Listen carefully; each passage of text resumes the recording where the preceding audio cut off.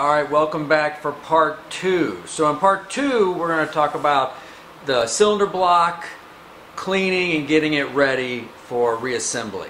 Is getting the gasket material off and chasing out all the holes and getting everything ready to get the gasket back on and go from there. So enjoy part 2. Alright, removing the graphite residue that's left over from when you're replacing the heads on LS1, LS6, or any of those like older LS kind of cars. The graphite material really sticks on there, really hard to get off.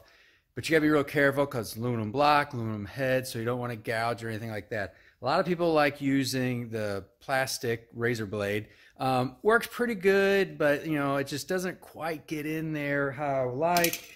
So I like using a normal razor blade. Keeping it as flat as possible is kind of the key there. Now this one's already been done, so just with the razor blade, and so you kind of just go around the whole area, and you just got to take your time about getting every little area, and it'll kind of like peel off like you're slicing cheese a little bit, and it'll all kind of come off, but you still see all this that's still on there. All that still needs to come off.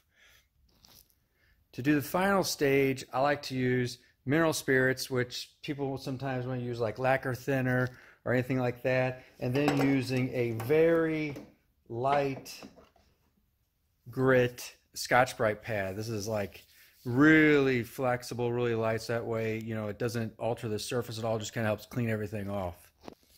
So now we just kind of get in here. I put on the Scotch-Brite pad, and then we kind of just rub it on there, and it'll start kind of dissolving that away. There always will be a little bit of like a stain mark that's left, but it will definitely clean it up to where you need it to be.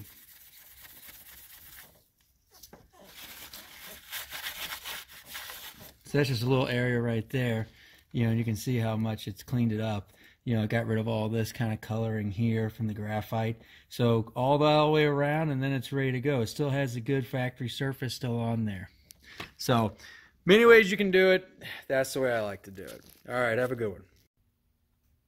All right, after everything's been cleaned up, like you see here, I think that's pretty good. Try to find all my areas. Might go over it one more time real lightly, but that looks pretty good. So then after that, what we want to do is we will chase out all the holes with a thread chaser.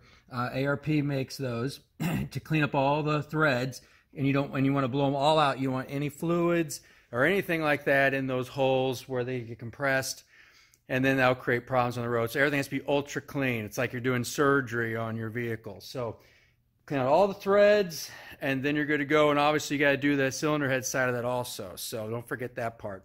And then it's time to put on your new head gaskets. Don't use the old graphite style. Go to the MLS style, which the multi-layer steel.